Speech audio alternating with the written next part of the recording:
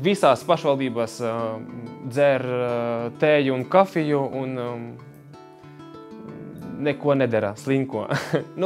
Jebkurš tā domā, vai ne? Ir jāstrādā ar tīru sirdsapziņu par labu katram cilvēkam. Mēģinām veidot mūsu kopējo dzīvi tādu, lai visiem būtu ērti. Man gribētos, lai mēs būtu tā kā viena konkrēta, stabila ģimene, lai cilvēki justos šeit omulīgi, lai viņš zinātu, ka viņš šeit ir vajadzīgs, un tad, kad viņš aizbrauks, piemēram, aizbraukt no šejienes, viņš sajustu tur, ka šeit bija daudz labāk.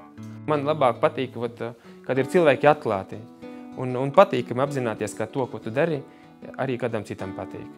Bet to tu dzirdi daudz retāk. Dažreiz ir tā, ka tu gribi uztaisīt kaut ko ļoti labu, bet tad sanāk, ka tas, ko tu gribi darīt, pavisam nav nekas labs. Tie, kuriem kaut kas nepatīk, ar to ir jāsadzīvojas, jo visiem labs nebūsi.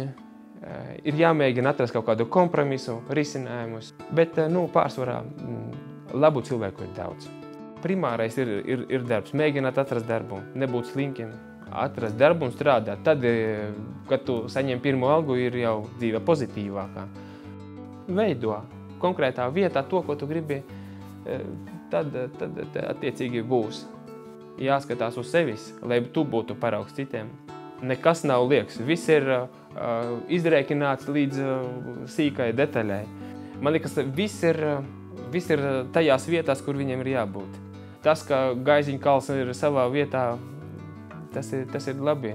Zilo ezera zemē, Rāznes ezers tieši tur, kur viņam ir jābūt. Ja jau esmu te, tad man te ir jābūt, man ir jāstrādā, jo te dzīvo ne tikai mana ģimene, bērns, sieva, bet arī mani vecāki, draugi, paziņas un cilvēki, ar kuriem es esmu dzīvoju šeit. Un tā ir kolosāla sajūta, ka tev ir